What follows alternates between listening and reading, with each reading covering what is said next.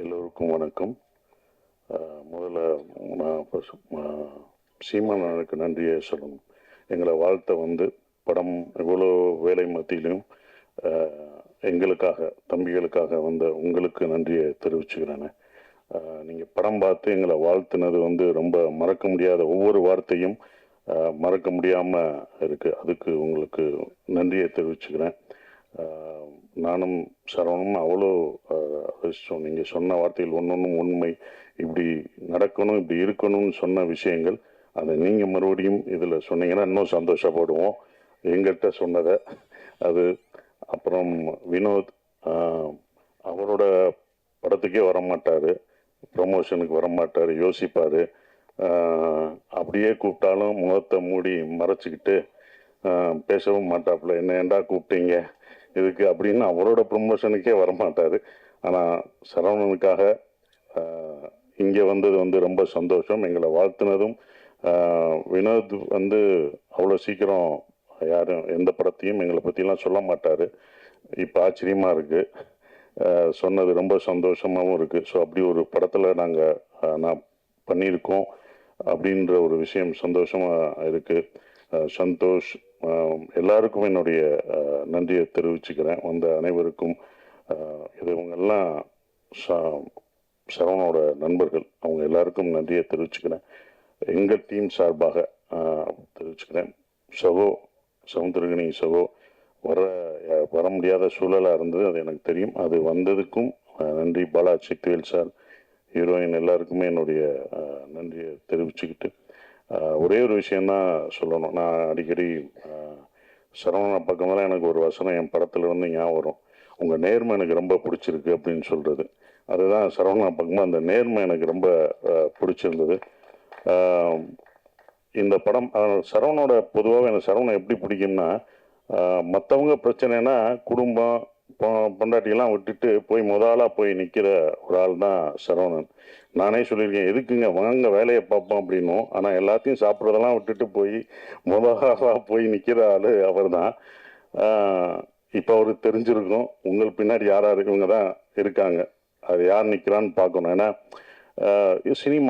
சினிமாவில் எல்லாருமே அவங்க கூட இருக்க மாட்டாங்க, உங்கள் கூட நிற்க மாட்டாங்க. இப்போ உங்கள் கூட யார் நிற்பாங்க அப்படின்றது சினிமா உங்களுக்கு ஒவ்வொரு தடவையும் கற்றுத்தரும். அதில் இருக்கும்.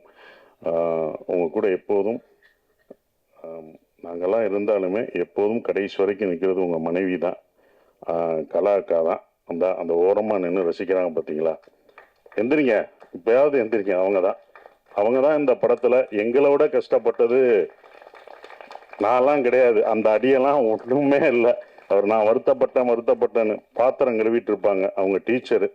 அந்த வேலையெல்லாம் லீவை விட்டுட்டு, மன்னிச்சுக்கோங்க, அவங்க கணவருக்காக வந்தாங்க, எல்லாத்தையும் விட்டுட்டு அவங்க பாத்திரம் கழுவுறதை பார்க்கும்போது எனக்கு ரொம்ப இந்த வழியெல்லாம் ஒன்றுமே தெரியாது. ஏன்னா அவங்க பசங்க அவங்க அதெல்லாம் பார்த்தோம்னா நம்ம கண்ணீர் வரும். நான் வாங்கின அடியெல்லாம் ஒன்றும் கிடையாது. அந்த அடியெல்லாம் எனக்கு பின்னால் விருதாக கூட மாறும். ஆனால் அவங்களுக்கு அது என்ன ஆகும், அவர் ஜெயிக்கணுன்ற ஒரு விஷயந்தான். கண்டிப்பாக இந்த படம் சரவணனுக்கு பெருசாக நிற்கும். அதுக்கு தான் எல்லாம் வந்து நிற்கிறோம்.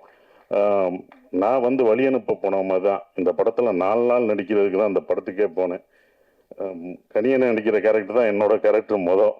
வழி அனுப்ப ட்ரெயினில் ஏற்றி விட்டுரு, வாங்க நீங்களே ஏறுங்க. அந்த மாதிரி நான் வழி அனுப்ப வந்தேடா, என்னப்பா ஏற்றிட்டீங்க, அப்படிதான் அந்த படம் இருந்தது. அது வேற ஒரு நடிகர் நடிக்க இருந்தது. நான் தயாரிக்கணும்னு நினைச்ச படம், என்னால் இப்போ வரைக்கும் தயாரிக்க முடியல அப்படின்ற ஒரு விஷயம். பட் அவர் தயாரிக்கிறது எனக்கு சந்தோஷமா இருக்கு. அங்கே போனோடனே தான் நானே சொன்னேன், சரி நம்மளே ஒரு இழுத்து விட்டோமும், தயாரிப்பு நம்மளும் வந்துட்டோம், இழுத்து விட்டோமோ அப்படின்னு ஒரு மனசு குற்ற உணர்ச்சி இருந்தது. அப்போ சொன்னேன், சரி நானே பண்ணுறீங்க அப்படின்னு. அவரும் கொஞ்சம் ஏறங்க பார்த்தாரு. எங்க உங்களை நான் வேற மாதிரி பார்க்குறீங்க, வைரவன் கேரக்டரில் நான் அப்படி நிற்க வச்சிருக்கேன், நானே இப்படி உங்களை இறக்கி இந்த சென்ஸ் இவ்வளோ கஷ்டமான ஒரு இடத்த கொடுக்கறது, அவ்வளவுதான் உங்களை நீட்டாக அப்படி வந்து நின்னீங்க, பார்த்தீங்க, அப்படி இது பண்ணீங்க, அப்படி பார்த்ததை நாங்கள் இதில் ரொம்ப கஷ்டப்படணும், இந்த கேரக்டராக மாறணும், நீங்கள் எப்படி மாறுவீங்க அப்படின்னு சொன்னார். பண்ணுவாங்க, வாங்க ட்ரை பண்ணோம் அப்படின்னு. ஆனால் அந்த கதை எனக்கு உள்வாங்கியிருந்தேன். ஸோ ஒருக்காக பண்ணுவோன்னு உள்ளே போய் முதல் நாள் ஷூட்டிங் போனோம். ஷூட்டிங் போய் எல்லாமே முதல் நாள் ஷூட் பண்ணும்போது எல்லாம் வரணும். நான் எல்லாருக்கும் வணக்கம் வைக்கணும். ஆனால் அந்த நடிக்கிற எல்லாருமே எனக்கு வணக்கம் வச்சாங்க. வணக்கம் வணக்கம்ட்டாங்க, கட்டுன்ட்டாரு. நான் அப்புறம் அவங்ககிட்ட கெஞ்சி நீங்கள் வணக்கம் வைக்காதீங்க, நான் தான் அந்த இடத்துல வணக்கம் வைக்கணும்னு. அவங்க என்ன ஒரு நடிகராகவே பார்த்தாங்க. அப்புறம் அந்த போட்டு காமிச்சு சரியாக வரலன்னொடனே 2 நாள் கழிச்சு தான் அந்த இதுக்குள்ளே போய் கேரக்டராக நான் உள்ளே போய் அதை இவ்வளோ தூரம் நடிக்க வந்திருக்கேன். அவர் சொன்னார், நான் ரொம்ப கஷ்டப்பட்டேன் அப்படின்ற ஒரு விஷயம். ரொம்ப கஷ்டப்பட்டேன்னாரு. இஷ்டப்பட்டு தான் கஷ்டப்பட்டேன். நட்புக்காக நாங்கள் உயிரே தருவோம். அடி வாங்க மாட்டோமா என்ன?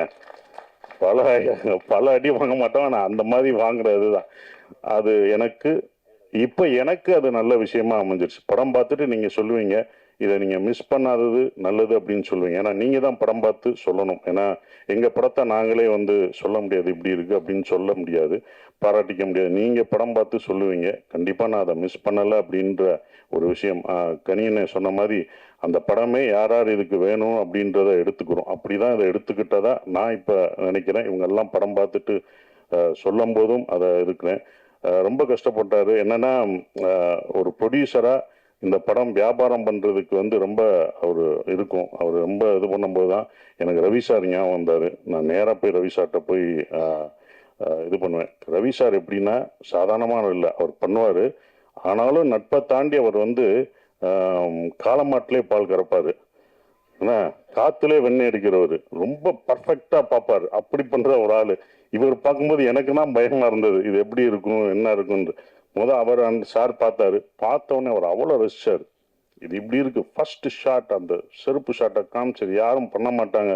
அவ்வளோ ரசிக்க ரசிக்க எங்களுக்கு முதல் ரசிகர் அவர் தான். எங்களுக்கு முதல் ஒருத்தர் நாங்களா பார்த்துக்கிட்டு இருந்தோம் இது எப்படி இருக்கும் என்னன்றது யோசிச்சிருக்கோம். முதல் ரசிகர் அவர் தான். அதை ரசிச்சு சொல்லும்போது இவ்வளோ பண்ணியிருக்கோன்றது திருப்பி. அதுவும் இல்லாமல் அந்த குழப்பம் தீங்கிறதுக்கு 40 பேரை அவர் 40 பேரை ஃபில் பண்ணி பார்த்தாங்கல்ல, அதில் கை தட்டி எல்லாம் ரசித்து பார்த்தாங்க. ஒவ்வொரு டைலாகும். சரவணனோட டைலாக் ரொம்ப எழுத்து பயங்கரமாக இருக்கும். அந்த எழுத்து உண்மையிலே போற்றப்படும் இந்த படம் பார்க்கும்போது. என்னை பொறுத்த வரைக்கும் தேங்க்யூ சார். ரவி சாருக்கு ரொம்ப நன்றி. இந்த படத்தை இவ்வளோ தூரம் கொண்டு கர்நாடகா வரைக்கும் சார் அதை நம்மளே ரிலீஸ் பண்ணுவோம் சார், நம்மளே ஸ்ட்ரைட்டாக ரிலீஸ் பண்ணுவோம்னு அவர்கிட்ட சொல்லி அது இப்போ வரைக்கும் அதை இவ்வளோ தூரம் கொண்டு வந்துட்டுருக்காரு. ரொம்ப நன்றி. உங்களை சேர்த்து வச்சதுக்கு பாலமாக இருந்த அது மட்டும்தான். அந்த பாலம் ஸ்ட்ராங்காக இருக்கணும். இப்போ வரைக்கும் ஸ்ட்ராங்காக இருக்கேன், இன்னமும் ஸ்ட்ராங்காக இருக்கணும். அந்த பாலம் அந்த பேலன்ஸ் பண்ணுறவங்களுக்கு தான் தெரியும் அதோட அப்படி தான் நான் இருந்துகிட்ருக்கேன். ரொம்ப சந்தோஷமாக இருக்குது. நந்தன் இந்த படம் அவ்வளோ நீங்கள் எல்லாம் சொல்லும்போது ஸ்லோவாக போகுமோ அப்படிலாம் இல்லவே இல்லை. நீங்கள் ரொம்ப ரசிப்பீங்க. நம்ம பார்க்க தவறிய மனிதர்களை பார்ப்பீங்க. நந்தன் ஒரு படம் அப்படிலாம் இல்லை, ஒரு பதிவு. சரவணன் வாழ்க்கையிலையும் நான் இதில் நடித்ததில் எனக்கும் ஒரு பதிவான ஒரு படத்தில் நான் நடிச்சிருக்கேன். ஒரு பதிவில் நான் இருக்கேன்றதில் ரொம்ப சந்தோஷப்படுறேன். எல்லாருக்கும் என் நன்றியை தெரிவிச்சுக்கிறேன். அப்புறம் ஜிப்ரான் இதில் மியூசிக் நான் நடக்கும்போது இந்த ஒன்றா யோசிப்போம், நம்ம நடைய மாற்றணும் அப்படின்னு. இந்த படத்தில் நடையெல்லாம் மாற்றி நம்ம ஸ்லோவாக நடந்தோம், இதுக்கு ஒரு மியூசிக் இப்படி வைப்பாங்க அப்படின்னு நினச்சி நம்ம பண்ணுவோம். டைரக்டரும் அப்படி எடுப்பார். ஆனால் அவர் அதை ஒரு பேங்காக போட்டு மாற்றினார். ஜிப்ரான் தான் இந்த படத்தை இன்னமும் பிரம்மாண்டமாக்குனது. அந்த மியூசிக்கில் நீங்கள் மியூசிக் பார்க்கும்போது படத்துக்கும் அந்த மியூசிக்கும் வேற ஒரு தெரியும், ஆப்போசிட்டாக இருக்கும். அப்படி பிரம்மாண்டமாக்குன ஜிப்ரானுக்கு என்னுடைய நன்றிகளை தெரிவிச்சுக்கிறேன். நன்றி, வணக்கம்.